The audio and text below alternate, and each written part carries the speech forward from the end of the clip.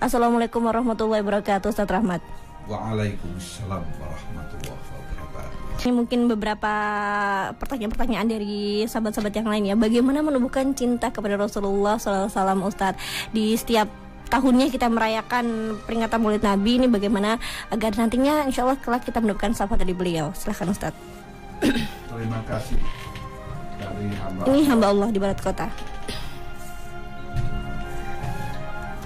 Ini memang salah satu keajaiban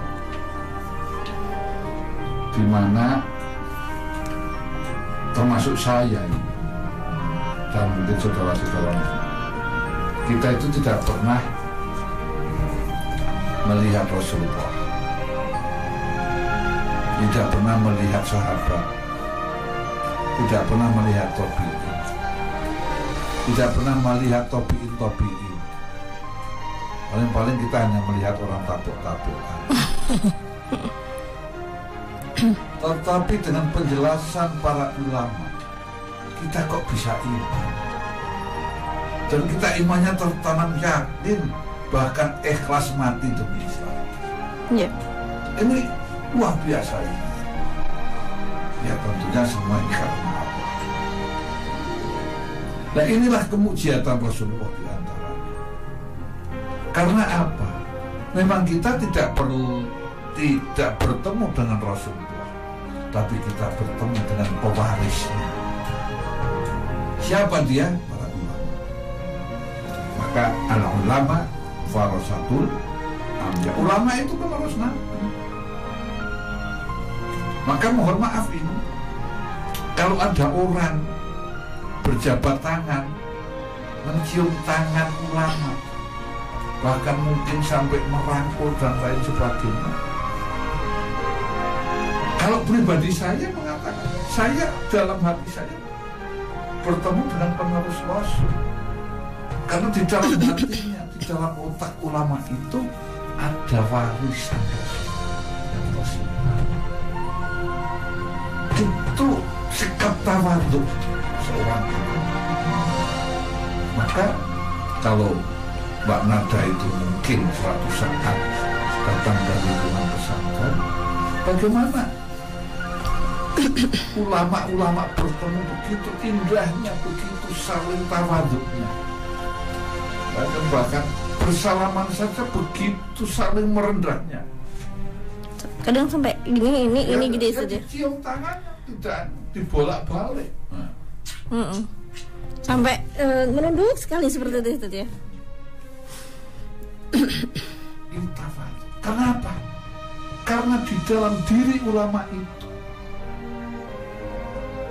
ada warisan Rasul, yaitu al-ulama warasatul anbiya. Begitu juga dengan habaib. Begitu takzimnya. Karena apa? Di dalam diri Habib itu mengalir darah Rasul. Ini yang harus paham maksudnya. Dan kadang-kadang orang itu kan hanya mengandalkan akalnya, analisa akal saja. Ya, yang menganalisa yang pro juga akan menjadi baik, yang tidak pro ya akan mendatangkan ketidakbaikan. Nah, itu hubungannya dengan ini. Kembali, bagaimana untuk menanamkan cinta Rasul? Banyak cara.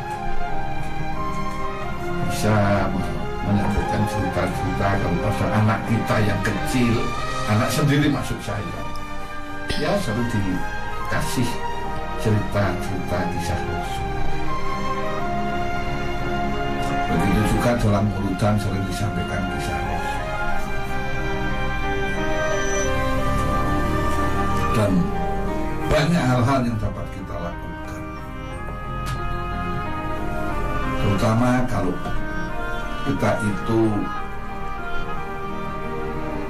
berbicara sesuatu persoalan yang menyandarkan kepada hadis,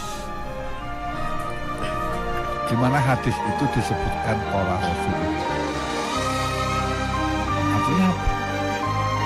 Bahwa pernyataan Rasul ini dijadikan pedoman. Sampaikan. Kenapa kok kita jadikan pedoman? Karena Rasul itu uswatun hasanah, contoh yang terbaik. bukan hanya baik, terbaik. Nggak ada contoh yang sehebat Rasulullah. Maka apa itu yang menulis buku 100 bab dapat mempengaruhi kehidupan itu, menaruh Rasulullah Muhammad SAW itu tokoh.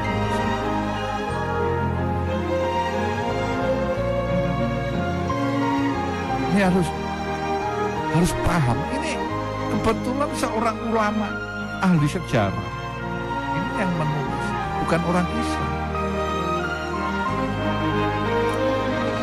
Nah, gue sebagai ilmuwan itu harus jujur. Jadi ilmuwan itu harus jujur. Tapi boleh salah. Yang harus paham, ilmuwan itu harus jujur, boleh salah.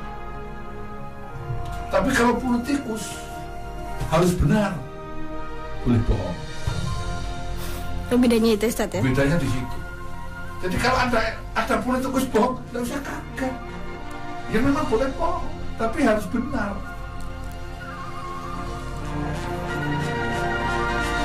Maka kalau ada bahasa di dalam WA itu istilahnya digoreng, ya gorengannya itulah yang bohong. Iya, ada berita bohongnya di sana. Tapi yang dikatakan benar. Tapi digoreng, bohong jadi. Kan ada oknum yang membacking-nya. Itulah politikus. Tidak usah kaget. Dunia ini itu sudah dikuasai dengan model politik, dan politiknya itu tidak ada komit untuk berbicara ilmiah. Ya adanya kebohongan terus. Ya.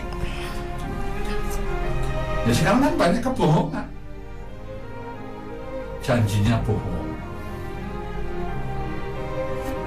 Janji bohong. Kalau saya jadi begini, gak dilaksanakan.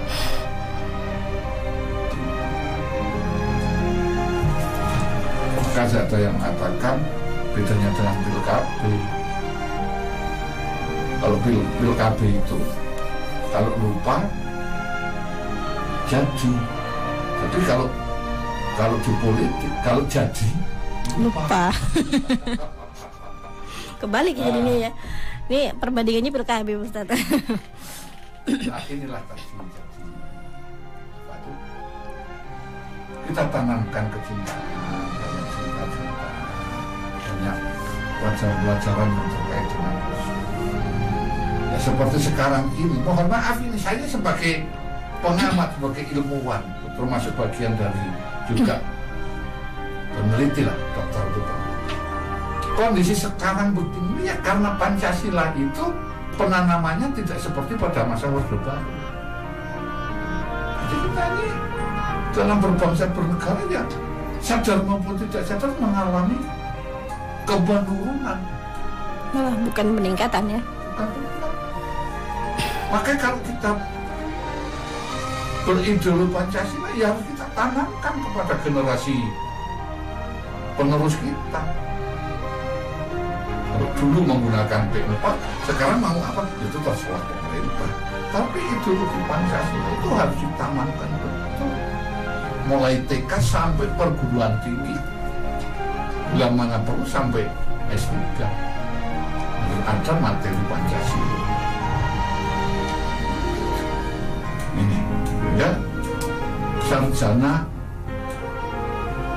magister sampai doktor itu tetap nyambung Pancasilanya itu sebagai ideologi berbangsa dan negara. Pendapat saya ini bukan malah Pancasila dihapus. Agama juga demikian pula. Jadi ada kajian agama. S2 kan tidak ada kajian agama. Yang sampai S1 itu aja hanya 2 SKS. Atau 4 aku lupa itu.